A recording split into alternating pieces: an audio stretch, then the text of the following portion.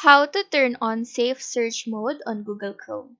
So go open your Google Chrome application, click on the three dots icon on the bottom right part of the page. Tap on Settings. Now scroll down on this page and select Privacy and Security. In here, click on Safe Browsing below the Clear Browsing Data button. You will then be directed to the three options for safe browsing. First one is the enhanced protection, wherein you will be warned about dangerous activities before they happen. In here, you will also be warned if your password is exposed and data breached. Basically, your account will be protected the most in this option. Next to that is the standard protection, wherein you can customize your settings for security on the web and data breach.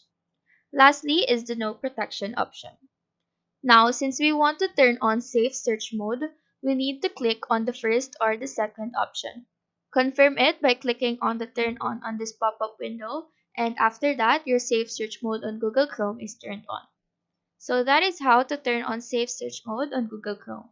Do let us know if this video helped you out, and if you have any questions, feel free to drop them down below. Thank you for watching and have a nice day.